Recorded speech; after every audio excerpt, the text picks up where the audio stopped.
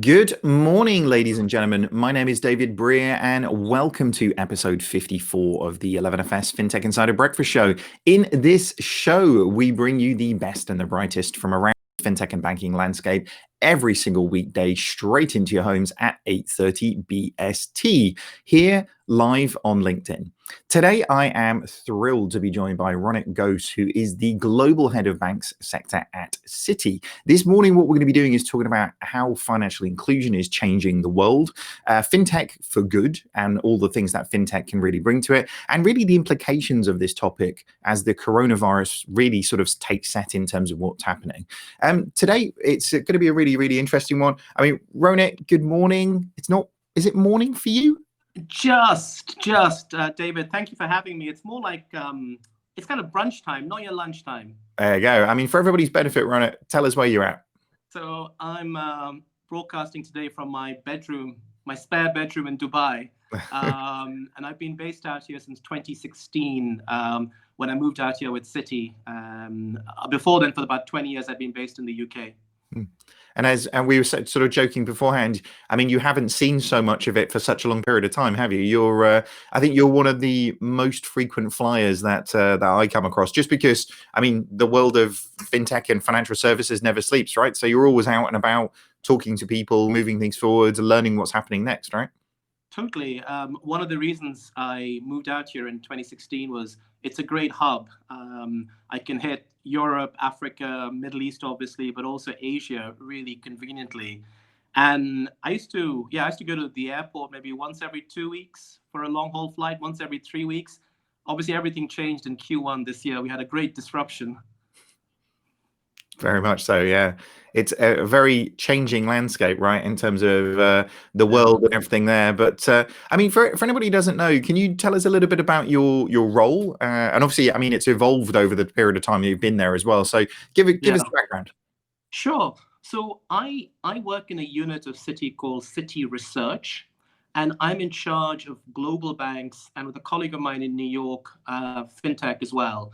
So we look at financial services broadly defined, traditional banks, fintechs. I started in 1997, and that was kind of a really interesting time in the UK because all the building societies were listing on the stock market. So my first ever work trip wasn't on an A380. It was I took the train up to Newcastle for the IPO of a bank or a building society that became a bank. Subsequently, I've kind of gone all over the world, but that's where it started out.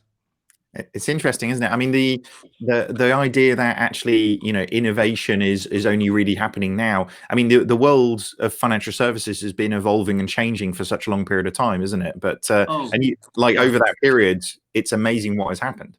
Oh, big time. And I mean, I had no idea when I started that the first week I started in my firm, the Asian financial crisis began. And every couple of years since then, we get economists or statisticians tell us we're going through a once in 100-year event. So, you know, Asian financial crisis, Russia blew up, then dot-com bubble blew up. I mean, we seem to go through so much history in the last 25 years or so in financial services. Everything has changed. But that trip up to Newcastle was really interesting because when you think about financial services, obviously maybe during this conversation, we'll talk about some of the, you know, the Alibabas and the M-Pesas of the world, the sort of the new technology-driven innovations. But in a way, good old-fashioned building societies are like a massive innovation for financial inclusion. I mean, I'm pretty sure, David, you know all about building societies, having grown up in the UK like I did. But for those of your viewers who are not from the UK or from the Commonwealth, building societies basically emerged in the late 18th century, so the first industrial revolution in Birmingham. So when Birmingham was like the, I don't know, the Shenzhen or the Hangzhou of its day, that's where building societies emerged. Before building societies, you went to the bank if you were like a super wealthy person or a very, very big company. Building societies basically allowed ordinary workers, small business people to pool their savings. They would save every month through subscriptions, and then they would use the savings, the pool savings, to lend money to one of their members who then go and buy a house. Mm. And this happened all over the world.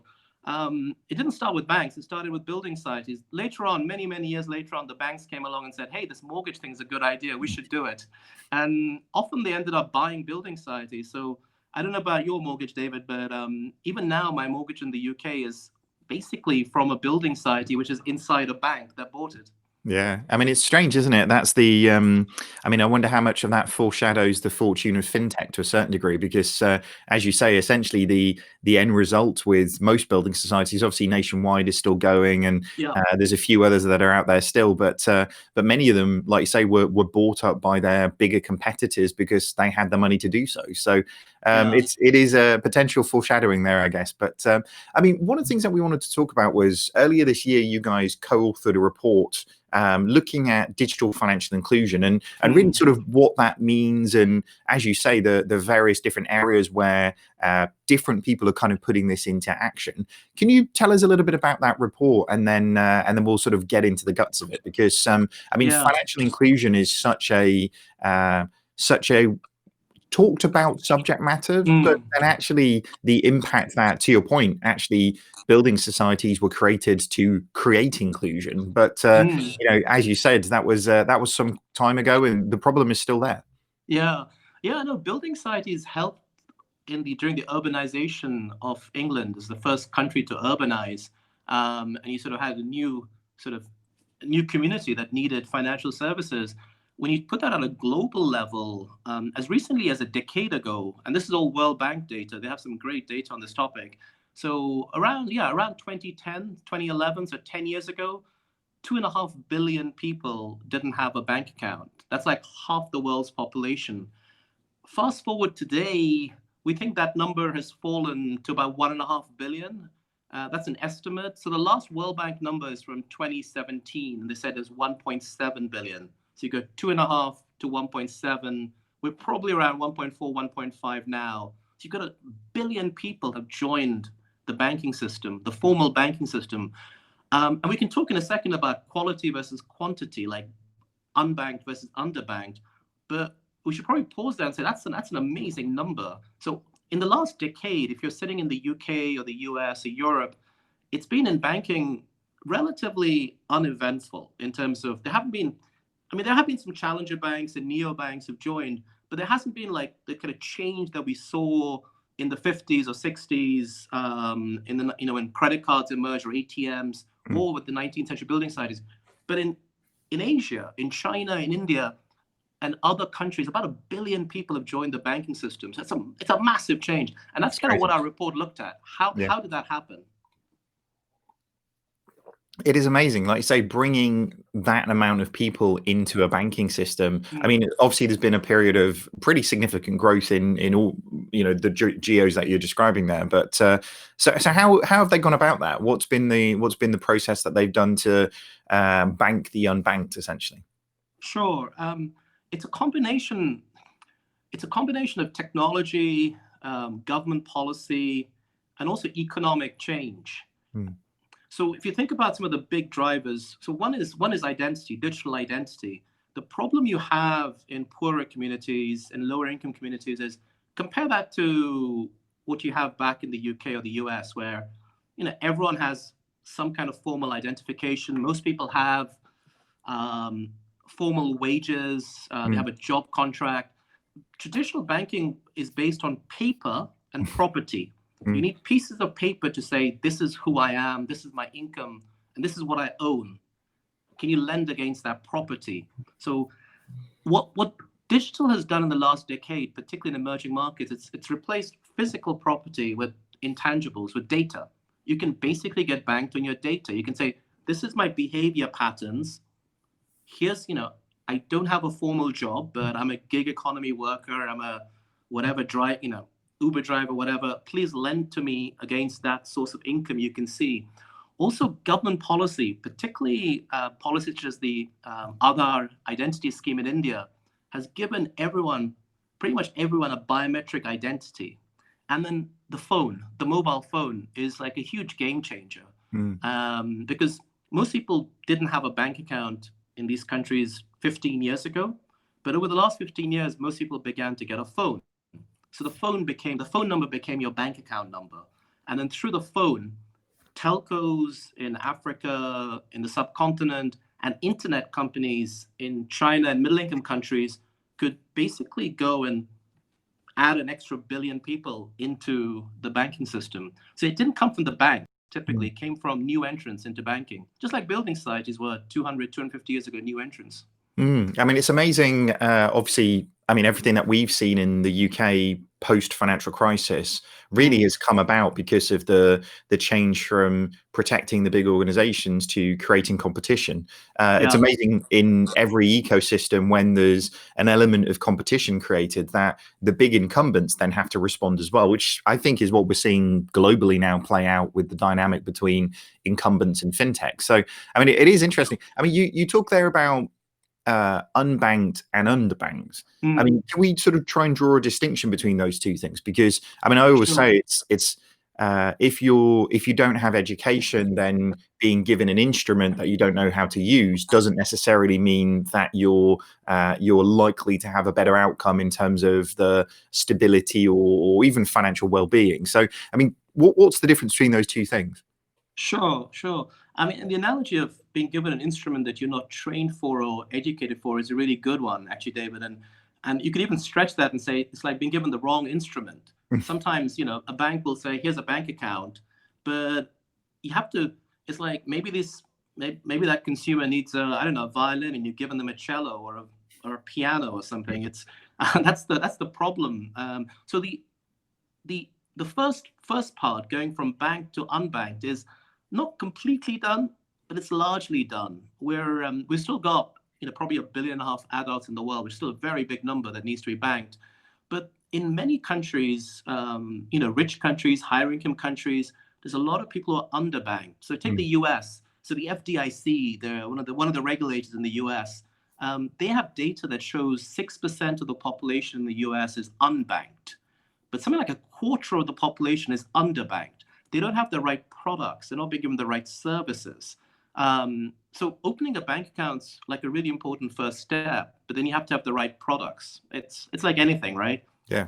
Whether it's a musical instrument, whether it's a shop, whatever.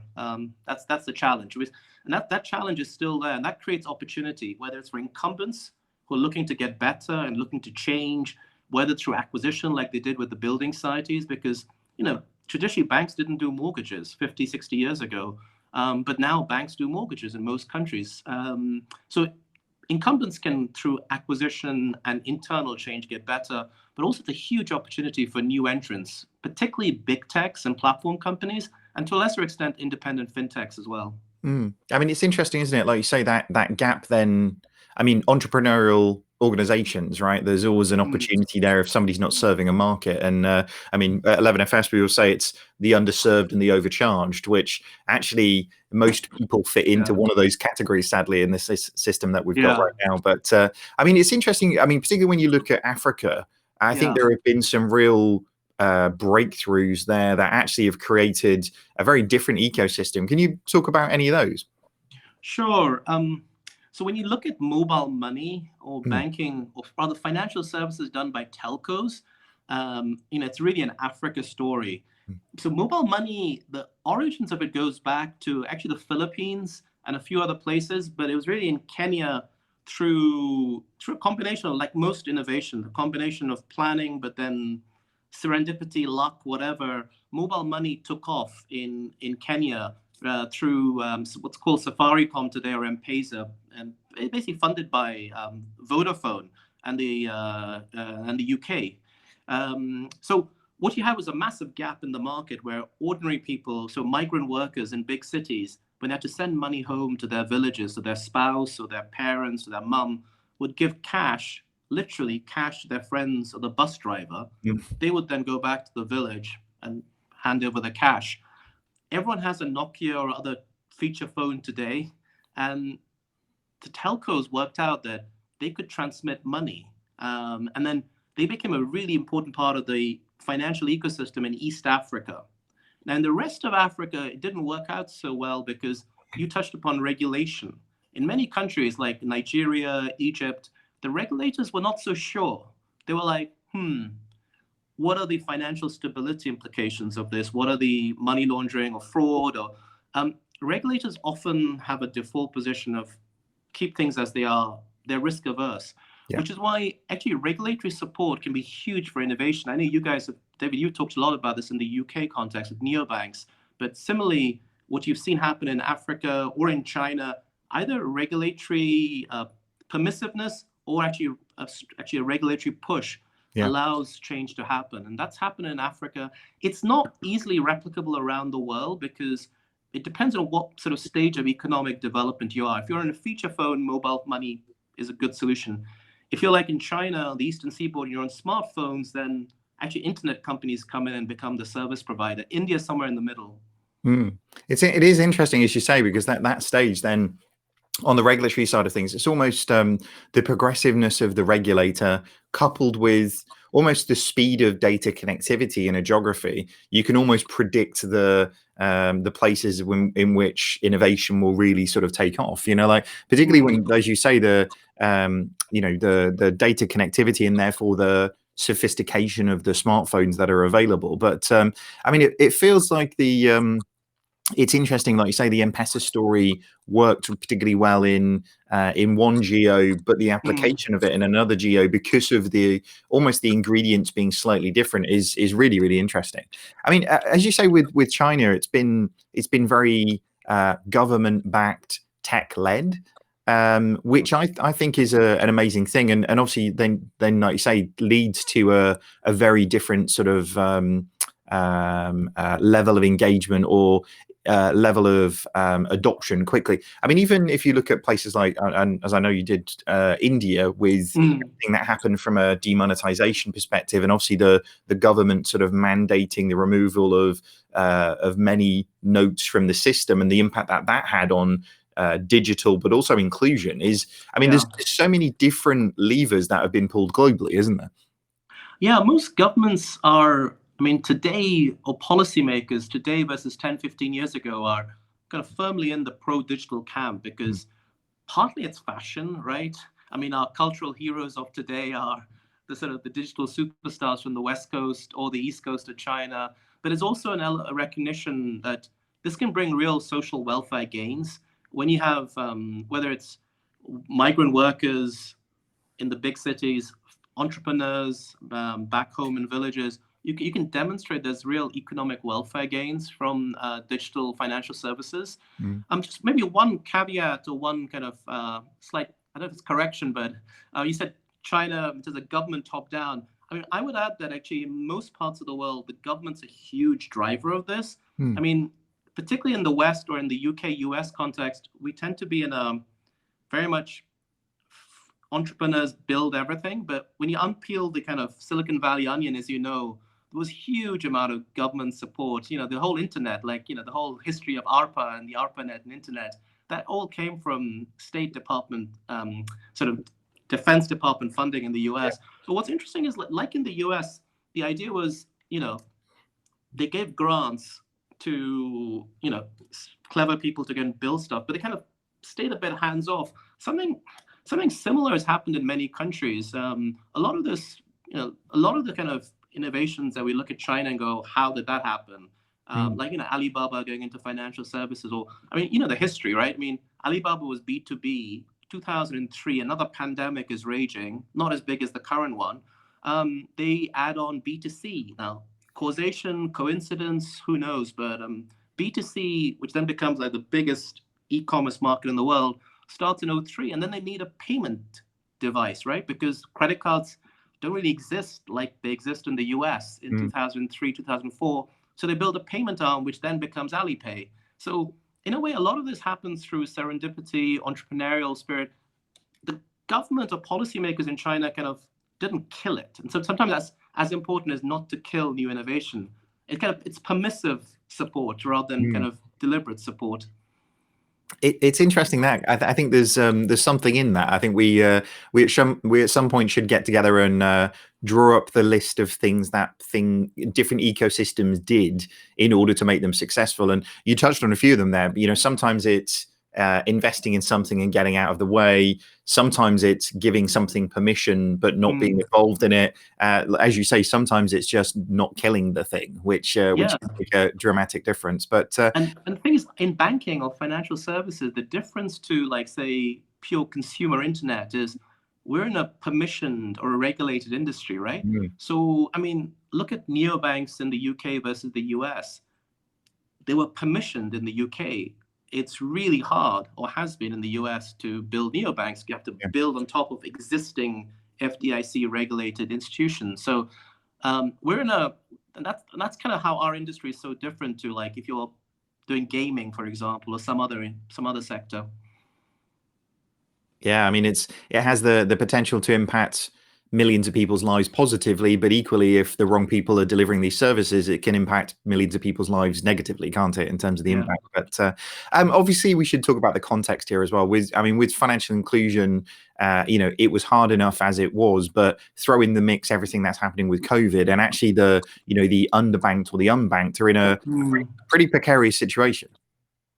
Yeah. No, it's I mean, COVID is sort of, in some ways, dramatically accelerated everything that's been happening on digital. But it also, the precariousness, it's an economic precariousness, it's an economic insecurity point. And you see this really in, once you sort of leave the US, UK context, you head into like an India or a Nigeria. Thankfully, so far, the numbers haven't been as high in Africa as in Western Europe and the US, but the economic impact of lockdowns, of you and I can work from home, right? I mean, we just need an internet connection that works. And I was having trouble with mine earlier today, but when the internet connection works, I mean, we can pretty much do our jobs. Now, there's a social capital aspect that it's harder to build up social capital virtually than in person, but you can get around it.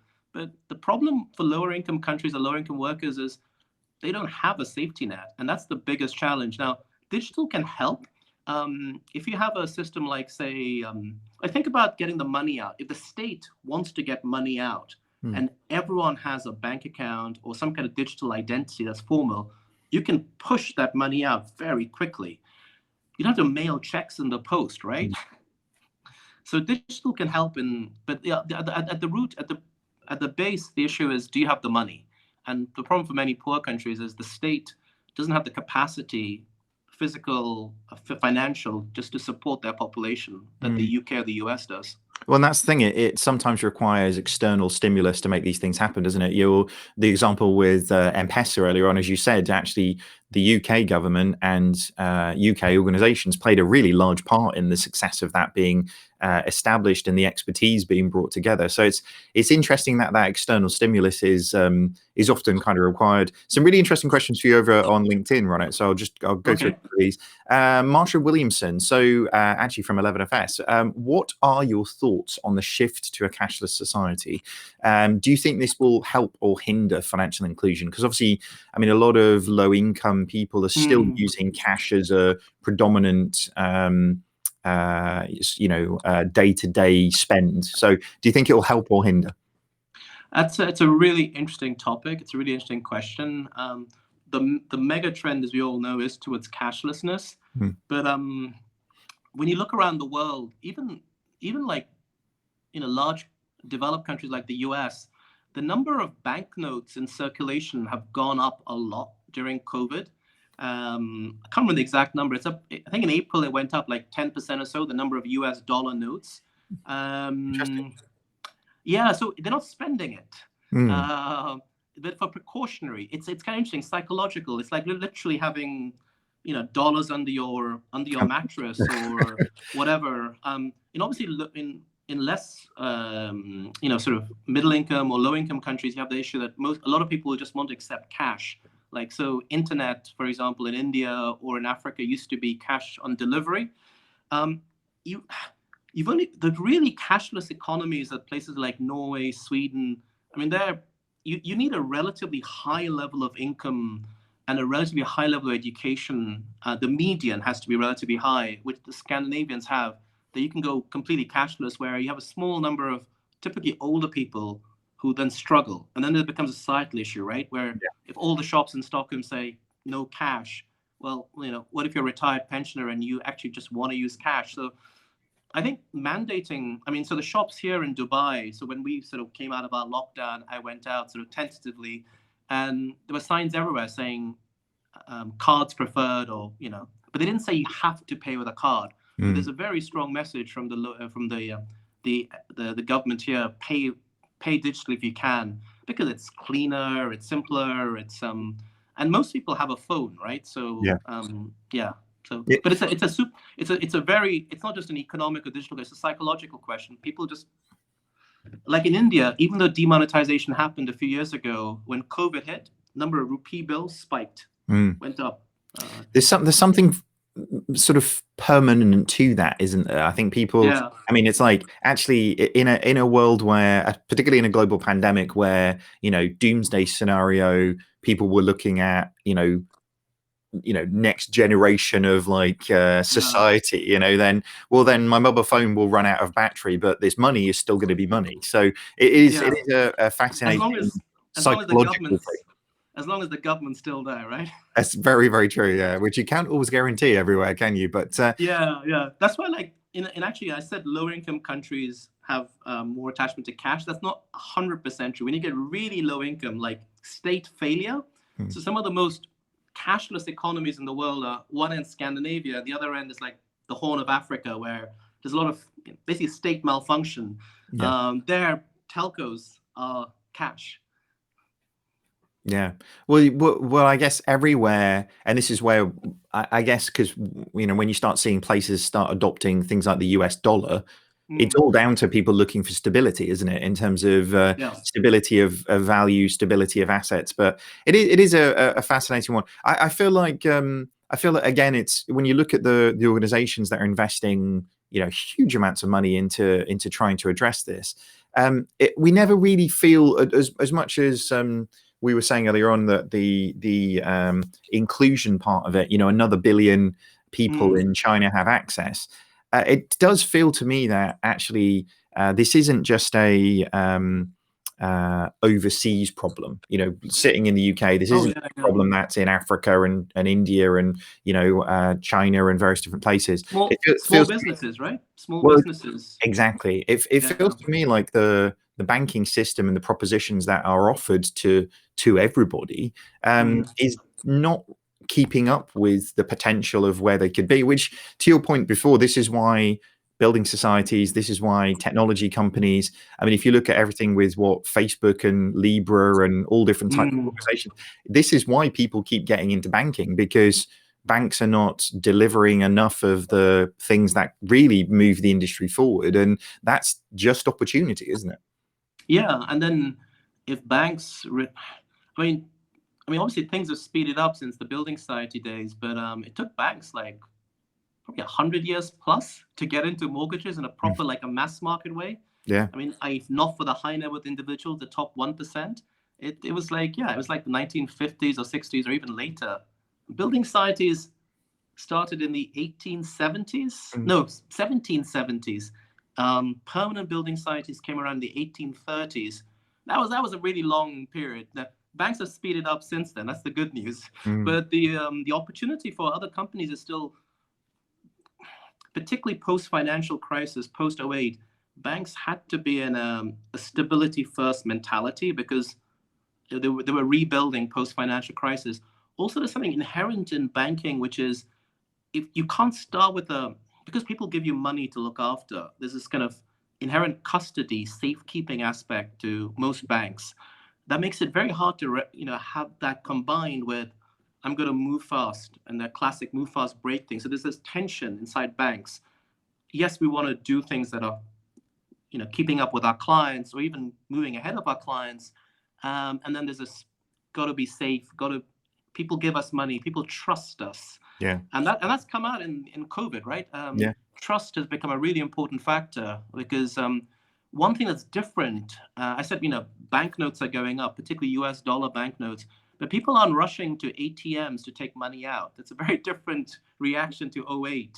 So people have gone back to I trust my bank. I may not love my bank, So that gap creates the opportunity, whether Mm. it's Facebook or Alibaba, whoever, M-Pesa, they can come in and then they can build something. Mm. It is. I mean, we live in. Thank goodness we do this now, Ronit. I think we could talk for hours and hours on this, but I mean, the fact that new opportunities can be realised because of the inclusion from a regulatory system, because of, I mean, the fact that a neobank can get into people's psyche and therefore be seen as similar to something that's existed for 300 or 400 years is just due to a Facebook or an Instagram ad, like is just an amazing thing that we sort of live in, but a very precarious one in many instances, but it keeps us both busy, doesn't it, Ronit? So unfortunately, as I say, I think we could talk about this for hours, but it is literally coming to the top of the hour. I have to say that that was the quickest 30 minutes of my life. But thank you so much for joining us, Ronit. I mean, where can people find a little bit more about you and the great stuff that you're doing over at Citi? Sure. So the report we talked about, the Banking the Next Billion, you can just Google it. So put in Banking the Next Billion Citi GPS or my name, it'll pop up. And if you want to track what I'm doing, look me up on LinkedIn or on Twitter. So at Ronit8380. That's a throwback to when I used to fly. Nice. Well, I'd highly recommend that anybody who's watching. Ronit, I think, is probably one of the smartest people I know. So actually, keeping tabs on him and everything that the good guys are doing, it would be very, very sensible at this stage. All right, guys, that's all we have for you today. But we will be back here tomorrow. Tomorrow we've got Alison Harwood on, who is the head of London branch for Verengold Bank. Going to be a really interesting show, catching up with those guys on what they're up to. But that's all we do have for you today. We'll see you the same time, same place. Have a great day, everybody, and stay safe. Thank you. Goodbye. Bye.